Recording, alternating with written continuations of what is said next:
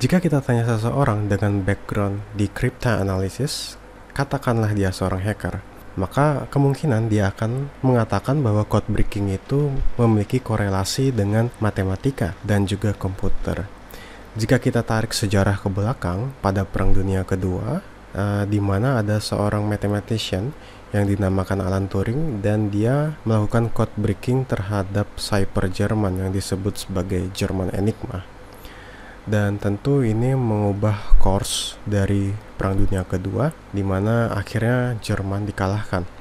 Namun secara praktisnya ada beberapa metode yang bisa kita lakukan untuk melakukan code breaking. Nah, di sini kita akan melihat berbagai macam cara yang digunakan untuk melakukan breaking terhadap sistem kripto di real world. Yang pertama ada yang dinamakan dengan classical cryptanalysis. Classical cryptanalysis ini bisa dikatakan sebagai sains yang digunakan untuk merecover plain text, plain text X, yang kemudian dienkripsi menjadi ciphertext Y. Jadi ini adalah cara atau metode yang digunakan untuk memperoleh plain text tersebut dari ciphertext Y, atau juga secara alternatif untuk memperoleh kunci K untuk ciphertext Y. Kita ingat ya dari diskusi sebelumnya bahwa cryptanalysis itu bisa dibagi menjadi serangan analitikal yang tentu mengeksploitasi struktur internal dari metode enkripsi, dan juga serangan brute force yang digunakan dengan melakukan uji terhadap kemungkinan kunci dari suatu cryptosystem. Yang kedua adalah implementation attack. Implementation attack ini dilakukan dengan mengukur konsumsi tenaga listrik dari suatu prosesor yang beroperasi pada secret key. Sebagai tambahan, radiasi elektromagnetik atau juga perilaku runtime dari algoritma itu bisa memberikan informasi tentang secret key.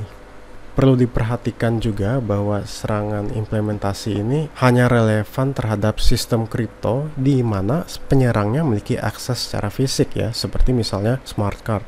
Tapi kebanyakan kalau serangan berdasarkan internet atau serangan yang jarak jauh, itu serangan implementasi ini tidak terlalu ampuh karena diperlukan akses secara fisik terhadap hardware.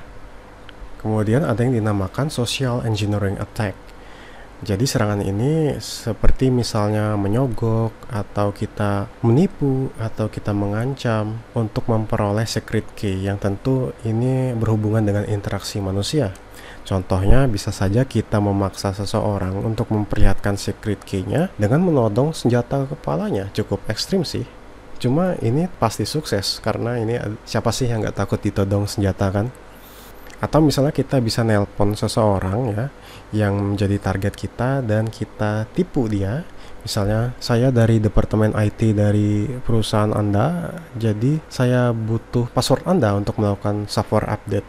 Dan ternyata ini cukup ampuh untuk beberapa orang yang katakanlah maaf bego dan mereka tanpa pikir panjang memberikan password mereka.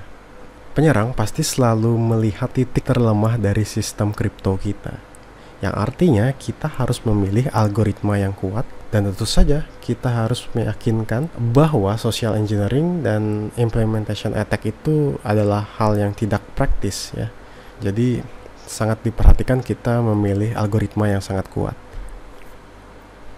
Suatu cryptosystem yang solid itu harus mematuhi prinsip Kirchhoff yang dipostulasi oleh August Kirchhoff pada tahun 1883. Nah, di sini ada definisi dari prinsip Kirchhoff yang dimana dia mengatakan bahwa suatu sistem kripto haruslah aman walau penyerang mengetahui seluruh detail sistem dengan pengecualian kunci rahasia atau secret key. Dengan kata lain, sistem haruslah aman ketika penyerang mengetahui algoritma enkripsi dan dekripsi. Well, prinsip ini cukup counterintuitif karena kita biasanya tergoda untuk mendesain suatu sistem yang aman dengan menyembunyikan detailnya. Karena kita tentu berpikir bahwa suatu sistem semakin rahasia akan semakin aman, bukan? Namun nyatanya berdasarkan pengalaman dan juga berdasarkan histori, dan ini terus terjadi hingga sekarang, bahwa biasanya sistem seperti itu malah lemah dan mereka biasanya sangat mudah untuk di-break ketika sudah dilakukan reverse engineer. Sebagai contoh, misalnya kalau teman-teman tahu Content Scrambling System, ya, CCS, Content Scrambling System untuk proteksi konten DVD, yang dimana ini sudah di-break secara mudah ketika dilakukan reverse engineer. Inilah mengapa skema kriptografik itu harus tetap aman, bahkan jika deskripsinya atau detailnya itu diketahui oleh penyerang. Di sini ada tabel yang mengindikasikan security dari symmetric cipher terhadap serangan brute force. Ya. Seperti yang didiskusikan di video sebelumnya, key space atau jumlah kunci yang besar itu sangat dibutuhkan, ya, tapi bukan kondisi yang cukup untuk mengatakan bahwa symmetric cipher itu aman. Karena cipher selain dia memiliki kunci yang sangat banyak untuk key space-nya, dia juga harus kuat terhadap serangan analytical. Kita lihat di sini di mana panjang kuncinya ada 56 sampai 64 bits dan estimasi security-nya itu short term, yang artinya untuk melakukan brute force attack ke cipher ini dibutuhkan beberapa jam atau beberapa hari. Kemudian ada yang 112 sampai 128 bits ini long term, yang artinya membutuhkan beberapa dekade untuk memecahkan cipher ini tanpa adanya komputer kuantum. Ya. Apa itu quantum computer? Itu adalah bahasan fisikis, jadi bukan di ranah ini ya. Kalau kalian tertarik bisa kalian cari sendiri di paper-paper atau jurnal yang membahas tentang quantum computer.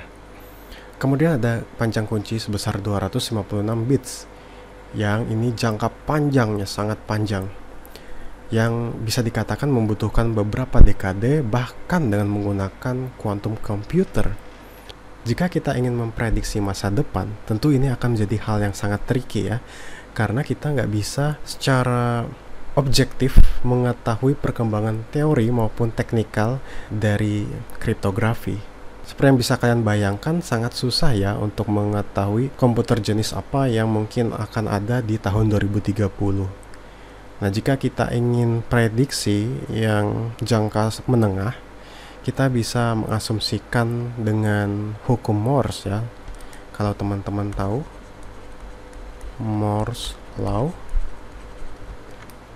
hukum Morse ini mengatakan bahwa computing power atau tenaga komputer itu akan doubling setiap 18 bulan, ya, berlipat ganda, namun cost-nya tetap konstan.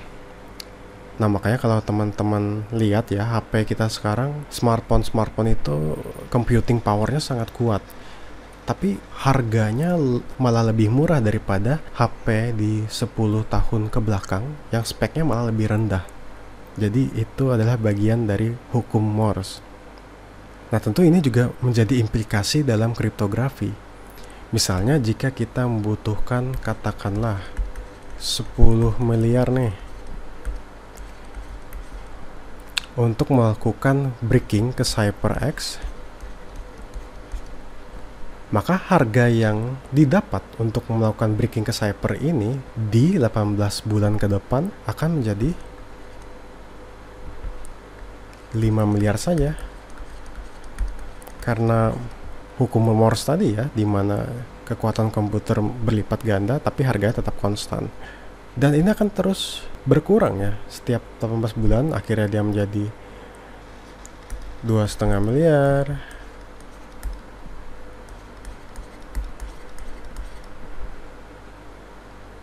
Dan akhirnya berlanjut lagi menjadi 1.250 juta dan seterusnya. Nah, di sini saya tekankan bahwa hukum Morse itu adalah fungsi eksponensial. Katakanlah dalam 15 tahun ke depan atau dari 10 iterasi ya, di mana komputer melakukan doubling terhadap computing powernya, maka bisa kita katakan 2 pangkat 10, yang artinya 1024 kali kekuatan komputasi yang lebih kuat daripada kekuatan komputasi kita di zaman sekarang, dan tentu dengan harga yang sama. Atau dengan kata lain bisa kita katakan bahwa kita hanya membutuhkan 1/1000 dari uang kita sekarang untuk melakukan komputasi yang sama. Dari contoh ini, artinya kita bisa melakukan break terhadap CyberX dalam 15 tahun ke depan, yang dimana itu bisa dilakukan hanya dalam 1 bulan dengan harga 10 miliar dibagi 1024, yang artinya kita hanya membutuhkan 10 juta. Wow, the power of Moore's Law.